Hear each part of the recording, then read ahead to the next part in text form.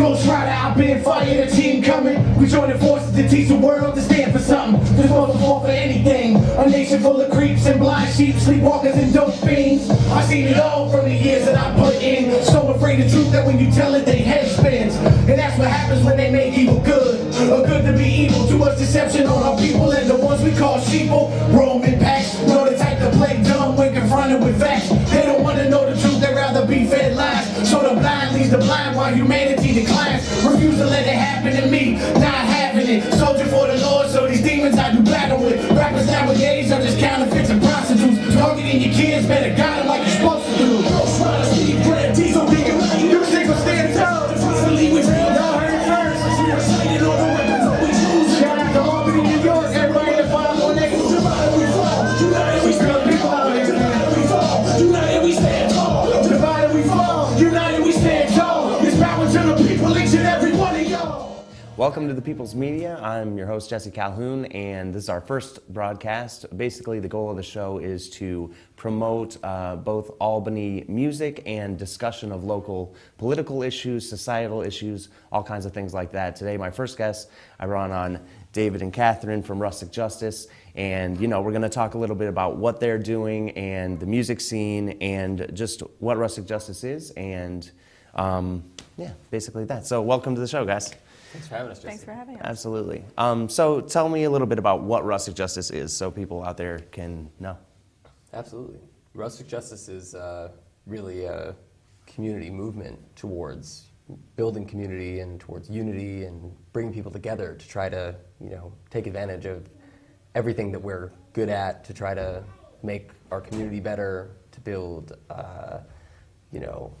strength between people and to try to bring art and music to people, education, and bring everybody up together as Very opposed cool. to just sort of, rising up as an individual. We rise together and we bring people together. And like, so we're doing that through an art and music community. So we're an independent, local, grassroots record label, and we do our own production. And we also house an artist community of artists that show at no cost at the Hudson Discotheque that does First Friday events. Hudson Discotheque. So we're really trying to bring the community together around the art and music scene, because that's really what brings everyone together. It's a great way to spread the message of, love and sharing and also liberty and freedom and, really taking action in your own life and taking control of, things that can make your life better and the lives of everybody around you.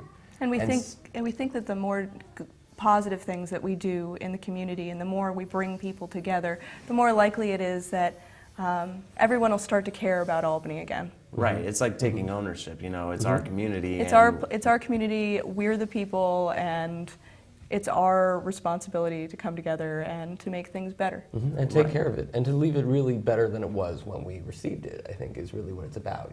Every day that goes by is a chance for us to better the world around us. And art and music is an amazing medium for that. It's something that brings everybody together. It doesn't By matter what already, your background yeah. is.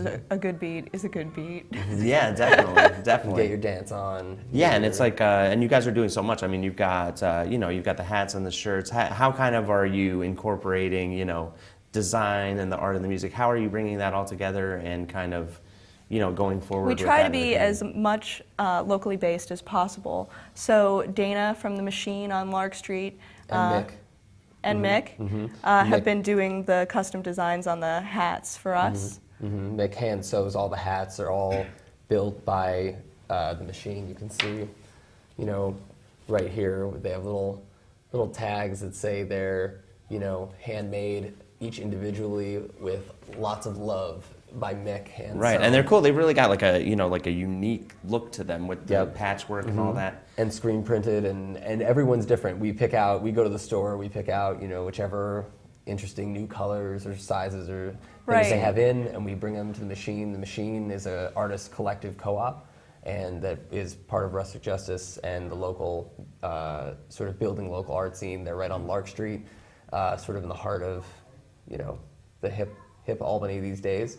And they are really doing a good job out there, sort of trying to bring art back to the scene and bring people in who haven't been there before. And our shirts are also formerly designed it together. Troy Cloth and Paper did the design and the screen printing for our T-shirts. Nice, yeah. Or a lot of them. Next maybe was involved with that, if I recall correctly. Yeah. Okay, so that's a little bit about like the merchandise and the stuff you have. About like the music, as a musician myself, you know, I've gone through like Oasis and these other printing companies. Like, what's different about Rustic Justice, and how do you interplay with those things? How do you get your production out there? I would say the number one thing that's kind of separates us from everybody else, every other record label, every other sort of group of or corporation that produces music or art or any kind of thing, is that we're not for profit. So everything that we make, every sale of everything we make goes right back into the production of the artists. The artists take a percentage of all the earnings, and the rest of it goes towards their production, towards the funding of studio time, events, promotion, marketing, everything. And we operate as a partnership with the artists. We are a team. So the artists, and we use what skills we have to help facilitate the distribution of their music, the increasing the number of people who are listening to that kinds of music. We try to bring lots of different kinds of people together, because we've got a lot of what we're producing now, and you'll hear from them later, are doing kind of socially conscious hip hop, but still fun. And you have dance music, you have kind of like hangout music. It's something for everybody. And then you've got guys like Merc. There's like funk and soul and hip hop, and everybody can groove to that. And then you have you guys, the Ameros, and we bridge so many different kinds of music, and we really try to bridge audiences so that there are people coming together. Yeah. And there are people who normally might not ever hang out. You know, that's what I think is so amazing about it. You take, it's like a true melting pot of cultures, demographics, and different groups of people who really probably have a lot in common, but would never have the opportunity to know. And we're all kind of isolated in our own little social circles, you know, but this kind of brings everybody together. I like what you were saying about it being kind of a team, and the artist is engaged in the process. I think that's something that really separates it, because you know, when somebody puts something new out, you see all of the people on social media flocking to, you know, support and get behind it, and that's kind of generating effect. Everyone that I think promotes everyone else. Everyone helps other people. We all collaborate in the studio together. Right. And they're like, oh, what's going on there? Because they see that there's this buzz happening. You know, it's neat. Yep. And it's new, and it's different than what else is out there. It's totally different, yeah, it's totally different. And I think we can appeal to diverse audiences, which really makes us different. We can really like target a large group of people in Albany, in the capital region, and try to excite people about what's going on here again, you know, and really try to get people to realize that despite the fact that people have been disparate for so long, and the art and the music communities haven't been working together, the artists themselves have not been working together, even though they all pursue similar goals for the most part. You know, which is most people want to be positive, you know, or positively focused. They want to, you know, try to improve the things around them. But by bringing everyone together, you promote positivity in the community, and that energy just people feed off those things at those shows. And it helps everybody's productivity. It helps everybody. And you make better music when there's more. When there's more diversity in it. I think and from both a political and a musical perspective, that like Albany could benefit from dialogue between groups. Like absolutely, we don't talk to each other, and that's the problem. Yeah, we have so many sections of town that don't interface or interact at all, and this kind of brings a lot of different voices into the picture. People are afraid of what they don't know. And when we are strangers to one another, we don't know a lot about each other, and that's when we start to put up boundaries and barriers, and we start to think of people there's lack of trust, and when you don't trust people, I mean, it breeds a negative, it doesn't breed innovation, it doesn't breed change, and it doesn't breed unity or community. It breeds fear, really. It breeds fear. Yeah, the root. And we shouldn't be separate from one another, we should work together. We shouldn't fear We're stronger together than we are alone. The more we understand each other, the more that we can build and grow and innovate and have freedom and creativity. And really invigorate Albany, invigorate our community. Let's speak about that a little bit. Because Albany, like, from my perception, it's rich with talent and amazing people. Overflowing. Right? There's I mean, so what is much. kind of your take on Albany and who's here and what's going on? Well, I mean, you know, Albany is the reason why Rustic Justice exists. You know, without the Hudson Discotheque, without, you know, the amazing talent here, we wouldn't have been able to do these things. And it's just testament to, you know, what we've been saying the whole time, which is that you know, we should support local artists because that's how we can start to build. But I'm from San Francisco. I'm not even from here, and that's an enormous city with talent that you can't even imagine the amount of talent that exists there every day. And the stuff that I hear on the radio out there is not as good as the music that we've been able to make here, and that people and the artists like yourself were making even before we started to work together. You know, it's really been incredible to see how much talent and skill there is when people Right, have I'm always drive amazed that, to- and I'll go in a place and I'll see a band that I haven't seen before, or an artist, you know, and I'm just like, they're Blown here away. too? Yeah. How are so Blown many away. talented Yeah. people in this Oh, city? yeah. The last Merc show I went to was the best Merc show I'd ever seen. Halloween. The entire everyone there was 2013. happy, and the energy was so Yeah, it's out of control. positive. It's awesome. Yep. Yeah. Absolutely. So why did you start it? What was the catalyst? When did this pop into your mind? Like, why? I guess it was just, you know, I don't know, I've always been a fan, you know, like I said, we were talking about, you know, how much talent there is here. I've always been a fan of your music, of JPlus, Sin City, Merc, all these guys who have been doing it here and grinding for years. You know, JPlus has, who you'll meet in a minute, he has like 6 albums already that he had before we even met personally. And that's incredible, you know, just to see that kind of productivity that he was doing on his own. And nobody was acknowledging it.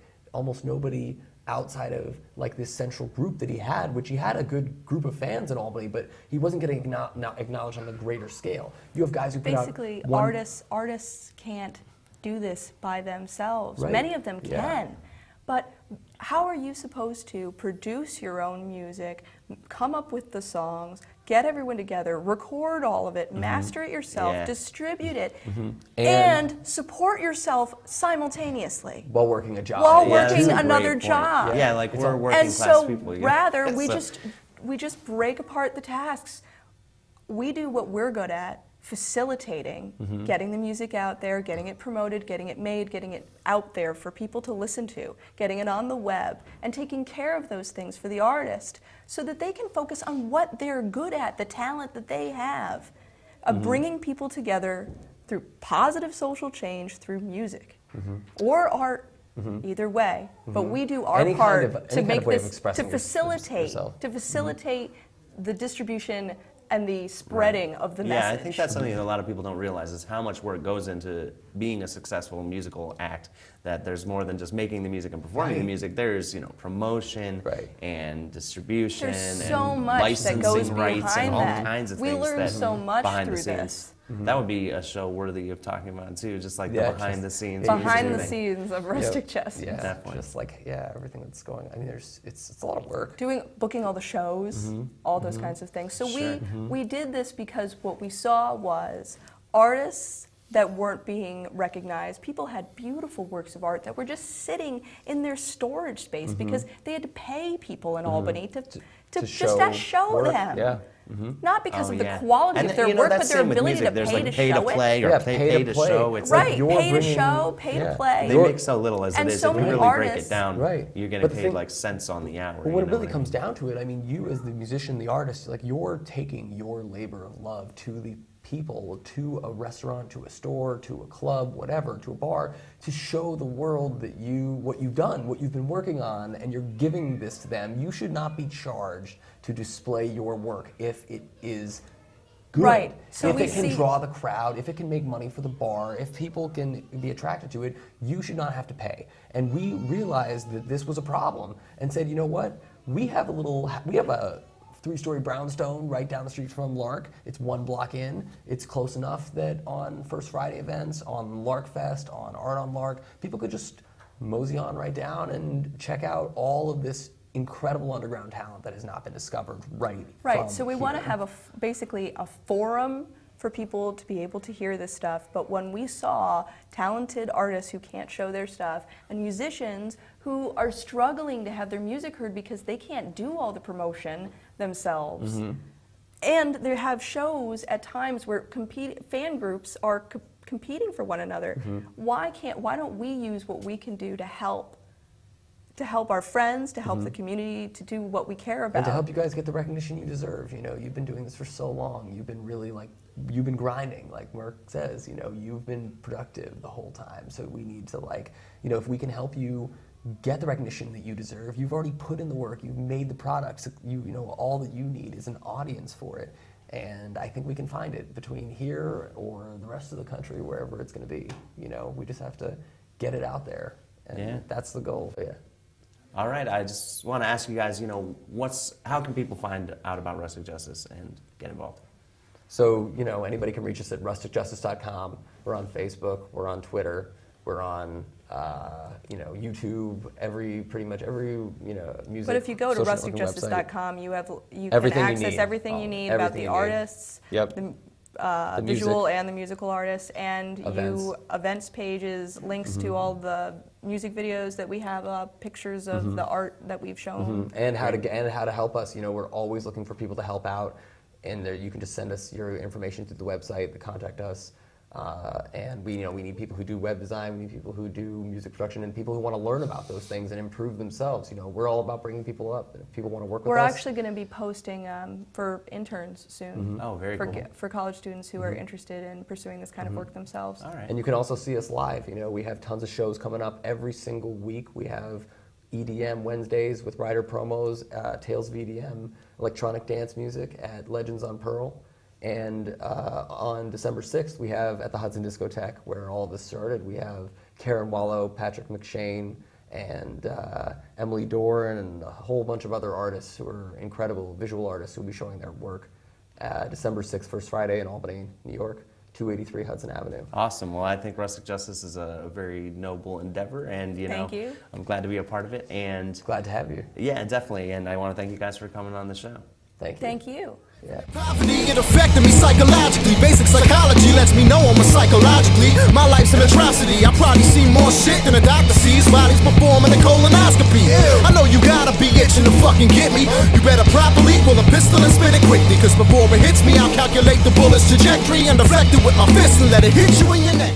Welcome back to the People's Media. I'm here with JPlus, great artist from the community. So you got a new CD out, things are going well. You were just at a CD signing. How's life for JPlus? It's pretty awesome. I just signed to Rustic Justice. Like you said, I just released a CD myself, as well as Sin City. It's my brother, and basically we both released 2 solo albums, but we released them as one package. So you got Tripolar is the name of my record, and then Cinematic is the name of Sin City's record. And we decided to release them together as a package deal and call it Tri-City. Yeah. So, oh, okay, that makes sense. So you get both for $10. Nice. Plug. About the names of both, they're kind of like themed albums. How about, can you talk a little bit about, you know, Tripolar and what that means, and just the different styles of JPlus on the album? So basically, we call it the 3 M's, and it's the message, music, and mayhem. And it's me kind of dealing with my demons, and basically the different dynamics of who I am, and just being fed up with the system and just breaking out of my shell. And there's 3 different stages of it: Jesse, JPlus, and Muzzle Off. And each one is basically like that escape from reality. So.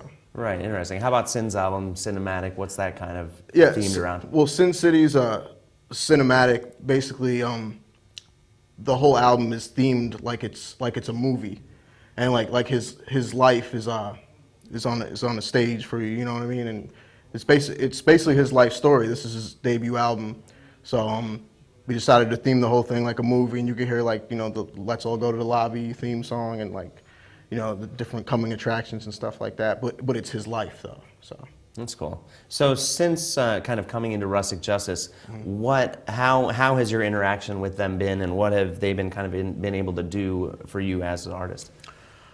I mean, I've been doing this for like 13, 14 years, and pretty much it's all been, you know, self-funded. And what they do for me is basically, what they were saying is that I can focus on the music, you know, like. It is a partnership, more like. It's not like, you know, I don't feel like I'm going to work and they're my boss or anything like that. You you know, we talk about everything that we do before it gets done, but I can more focus on the music now, and what they do is they, you know, they fund the production of it and distribution, just, you know, getting it out there. So they just kind of give me a stage, an outlet, so people can actually hear the music. So great. Where can people kind of check you out and come, or you know, visit you and see what you're doing? You can go to rusticjustice.com and all the artists are on there, or you could just JPlusTheRapper.com. All my Facebook, Twitter, Instagram, everything's on there. So, what do you think is going to be different now that you're in Rustic Justice compared to before then?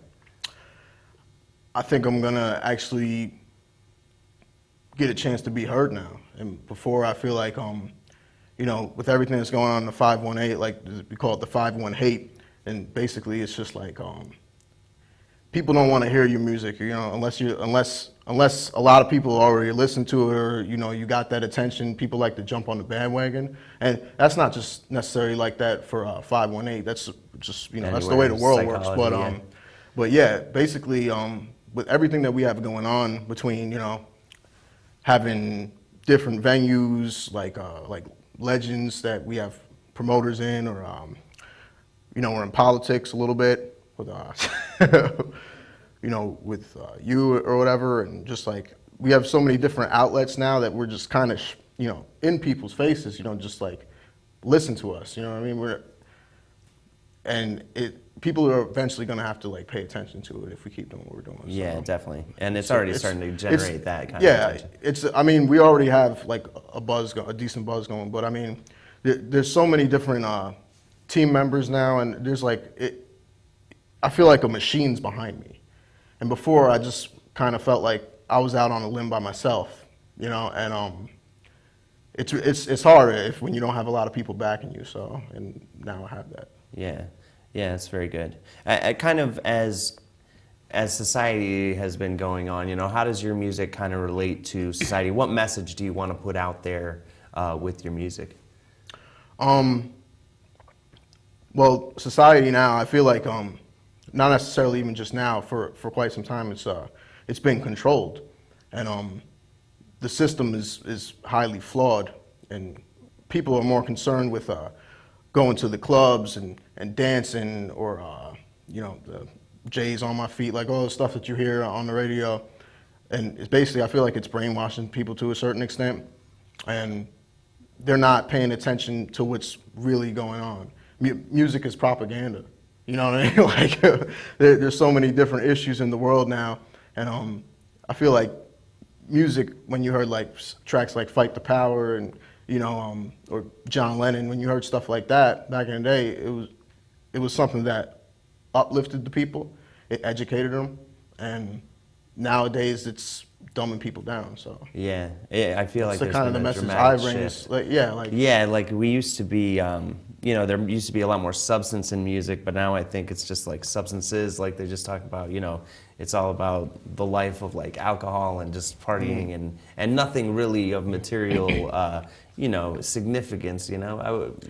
Do you feel like that? Yeah, no, I mean, like to a certain extent, I do, you know, I like to go clubbing just as much as the next guy or whatever, but I was actually having a conversation with a friend the other day, and basically what I was saying is like, you see these people in the club, and like the image that they're portraying is not necessarily the lifestyle that they live. Probably 9 out of 10 cases, that's what it is.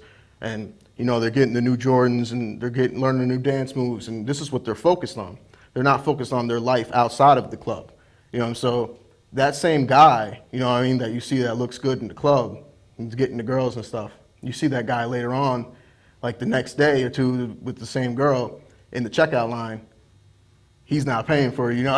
Like, and you see like stuff like that. Like, I'm the kind of guy that like, I like to build myself up, you know, beyond just that, you know, beyond that superficial lifestyle. Like, there's so much more to life than that. So right. Well, cool. I definitely appreciate the music you're putting out there, and look forward to hearing more of what's coming up, and coming to see you at the shows. So thanks for being on the show. Ladies and gentlemen, prepare to be greeted, lyrically treated, so make yourselves comfortably seated. It's desperately anticipated, hundreds will see it, so bear witness to this phenom, unleashing its secrets. Woo! I bring to you, without further ado, a true villain who spilling spews, verbal abuse.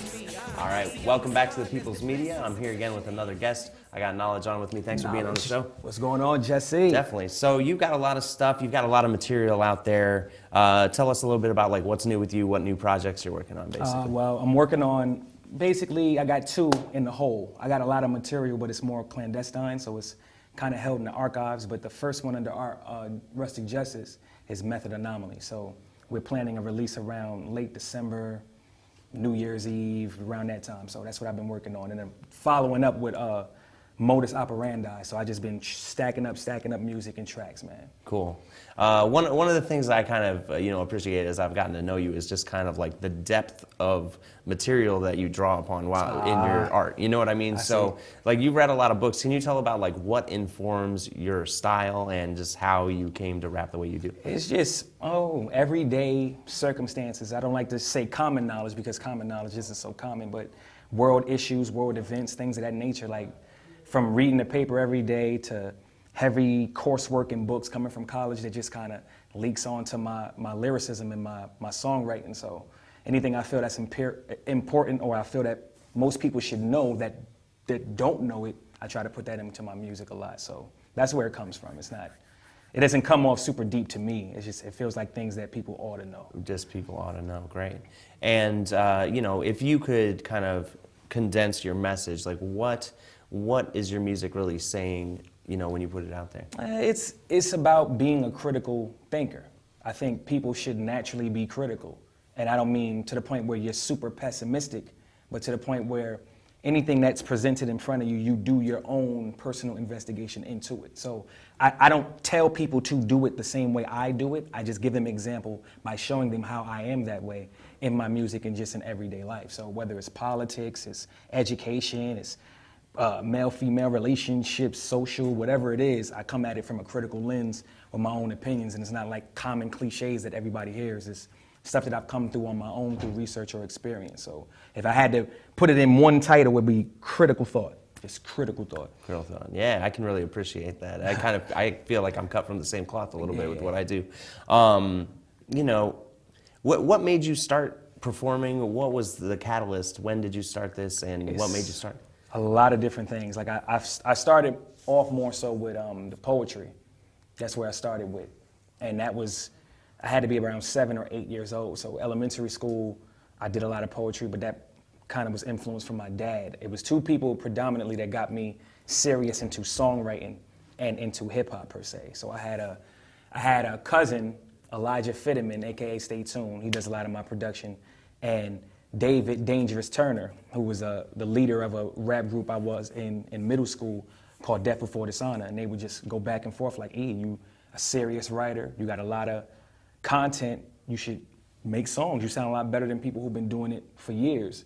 It seemed like it comes natural to you. So those 2 people being close to me as they are, they kind of put the pressure on me to take it seriously. And then I would say maybe around 14, 15, really got serious into songwriting as far as hip-hop lyricism is concerned, because I would do R&B lyrics and poetry lyrics nonstop, probably since 9, but 14, 15, probably got serious with the hip-hop.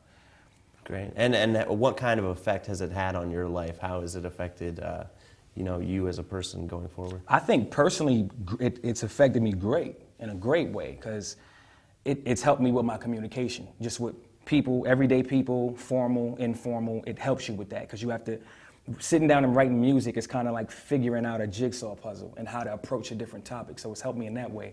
At large, it has its challenges. I think being aligned with hip hop and being an MC has its own version of stigmata to it. It's a stigma attached to it. As soon as you say, he's a rapper, it kind of has that negative undertone with it. And that's what we're trying to do at Rustic Justice, I feel, or just, if anything, me as an individual MC is kind of put that kind of honor and respect back into rapping and lyricism, because I don't feel like there's a respect there. There's a high entertainment and fame aspect, but there's not a respect for it. Like, he's an engineer, we respect that. He's a surgeon, we respect that. He's a rapper or MC, we don't respect that. Like, it's entertaining, but it's not a lot of respect. Right, yeah, that's a good concept to bring back. You know, well, where can people find out about you and what you're doing? On the interweb, on the good old online areas. You can hit me up on Facebook. We use Knowledge 360 on Facebook. They have the rusticjustice.com where they have all the roster, the whole Rustic Justice roster. You can look them up, and they got everything else from there. So my SoundCloud is on there, all type of other information. I'm not hard to reach. Nice. Well, great. Thanks for being on. No doubt. Thank you, Jesse. Definitely. Appreciate it. Walk in my shoes, then I give you the rundown. Guess the ones who felt me before is numb now. Your own circle act funny when you come round. My life's so complicated, how can I dumb it down? It's do or dare survival when no one cares, I do. But I don't do career revivals or... Welcome back to the People's Media. I'm Jesse Calhoun, and I'm here with my special guest, JaJa Gibore. Yes. Thanks for being on the show. Allowing me to be here. Yep. So basically, you're a part of Rustic Justice now. What's been your experience, and how long have you been doing this? Let me just start off to say I've been doing this since I was a young kid, man, little kid. Really started taking it serious, probably around 13, 14. Around 11, 12. Then me and Deborah's son, we started making music together and doing a lot of things together. And then my brother put me on the recording. Then I went in the studio and recorded with another group that we had called the Underdogs in like 2000 when I first moved to Orb. And then I started a group in 2008 called The League, and that's where my career really started sprouting off. I started doing a lot of shows. We got like 40 gigs under my belt around here. I got a lot of experience. I gained so much experience with them. I was like the manager, the CEO, the member of the group. Right. It was just like, it was a lot of stuff going on, but it kind of opened up my eyes to how the market is and how music, the culture. Cool. You know what I mean? What is The League, and what does it do? The League, when I originally started the group, it was a group of 8 different rappers. We all had our own crew, we all had our own style, our own, not superpower, but just qualities, high music qualities. And I just comprised it together. I was like, you know what? I'm gonna get somebody from everybody from one crew and form the group. So we started, that rocked off for a little while, and then people started breaking off, and then we disbanded in like 2012. And then I met Dave. I had already knew JPlus for since I started working at Starbucks, man. I've been there for 8 years, so I knew him for maybe 6 years. He told me about Dave, he told me about Rustic Justice and what was going on. And then he introduced me, we linked up, we started doing business and doing things together, and then now I'm a part of the crew. Cool. So what has happened since joining Rustic Justice? What has it kind of done for you? A lot of stuff, man. Now it's looked at more, from the outside, it's looked at as more professional.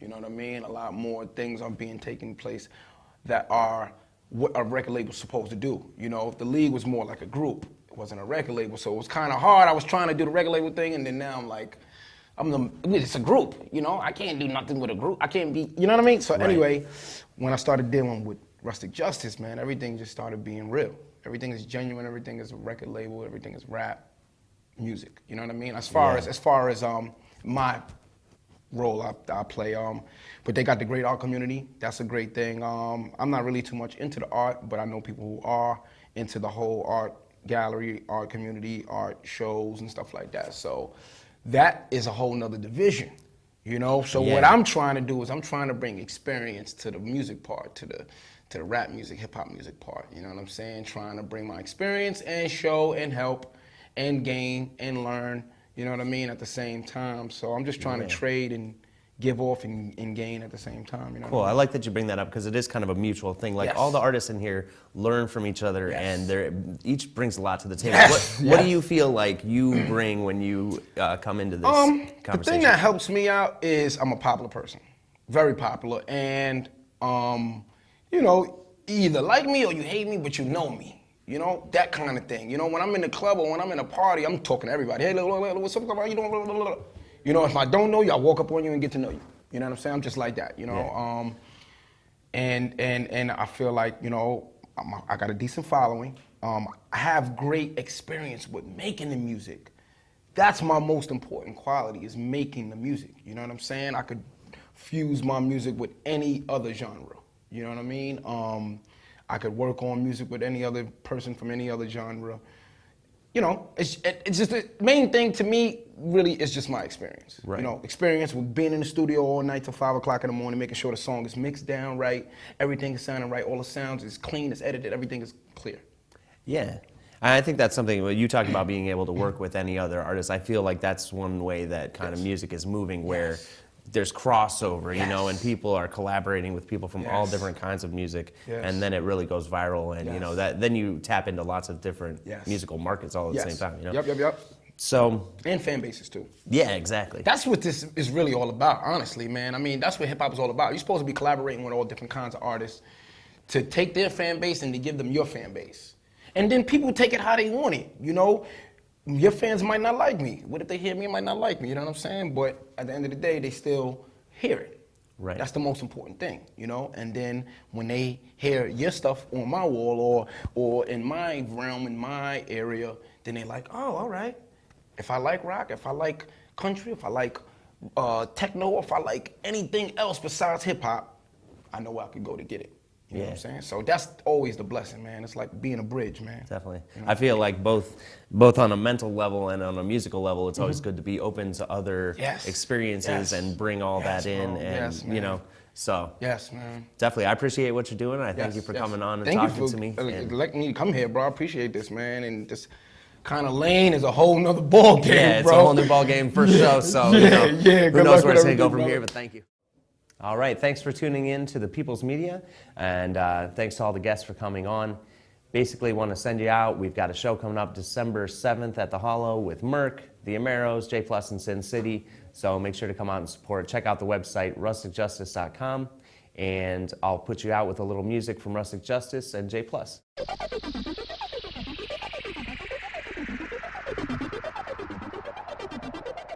Shit. Merc. JPlus. No, Amy S. Go. Let's go. My crew's official, super lyrical. Never been a snitch, you blew the whistle. I'ma blow up like I drew a missile. Then I transform like Lou Ferrigno. Hi hater, bye hater. Do me a favor, die hater. MVP, star player. You niggas can't breathe, Darth Vader. Who's a bitch? You's a bitch. Y'all been crossed, crucifix. How you compete with a dude like this? I spit phlegm, Mucinex. You impressed? Don't mess with a nigga that came from the projects. Now I'm on stage doing pro sex, and y'all get no play like no sex. I came from the rats and the roaches. Now I'm in showbiz, no coat checks. Y'all take breaks like every second. I glide on time like a Rolex. Now I see it clearly, no specs. On my grown shit, got no stress. Only so much you can pick on a nigga till I'm bad to the bone with no flesh. Catch me in the club sipping liquor with a bad bitch. Y'all niggas ain't got hoes yet. Got a big mouth till the nigga get fucked up. Now I don't hear you talking no shit. Now I'm in my zone, how you let me get that? I spit fresh like I popped the Tic Tac. Your album flop, no nigga, your shit's whack. Now it's my turn to hit back, drop that. I know I hold it down. You know I do. I got no time for haters. Say goodbye, I'm over you. You talking hellish shit, but we both know the truth. I got no time for haters. Say goodbye, I'm over you. I'm over you. I'm over you. I got no time for haters. Say goodbye, I'm over you. I'm over you. I'm over you. I got no time for haters. Say goodbye, I'm over you. Boy, at it again, I'm back again. Still showing proof I ain't bad with the pen. Still kill tracks, stating facts again. And y'all still act like shit's an accident. Had to hit y'all with a classic jam so I could take y'all niggas back to class again. There will be none like Jay after him. That's why I really had to laugh at your last attempt. Got the passion in me, you ain't rapping with me, then you rap against me, man, and that's a pity. Cause I rap my city and I'm bad and gritty and you whacking shitty. What happened, man? You gon' have to dead me if you bastards diss me, little faggot sissy. Why you acting bitchy? Matter of fact, Sin City, please pass the spliffy while I pack the blicky with the gat in hand. Got the weapon with me when I'm betting pissy. Then my trigger finger is a little extra itchy. You can't stand my brain, so I put you in a black bag. Now you looking like you trying to rap with Missy. And where your body ends up, that's the mystery. I throw you in the river and the rest is history. 518, they request me quickly. So you are now rocking with the best, you miss me? My destiny's to bring the best out in me. And I can give a fuck about your next opinion. And I'm addressing every single man and woman. When everybody try to say I can't, I couldn't. But I can tell you there was not a chance I wouldn't. I paused for a second like damn I shouldn't. But the door to this rap game similar to your ass. I saw it cracked open and I smashed my foot and let's go. I know I hold it down. You know I do. I got no time for haters. Say goodbye, I'm over you. You talking hellish shit, but we both know the truth. I got no time for haters. Say goodbye, I'm over you. I'm over you. over you. I got no time for haters. Say goodbye, I'm over you. I'm over you. I'm over you. I got no time for haters. Say goodbye, I'm over you. Shit. I tell you what, I'ma keep dropping hits, and y'all niggas just do you. Cause I'm over it. Muzzle off. JPlus. Let's go. Cheer. Cheer.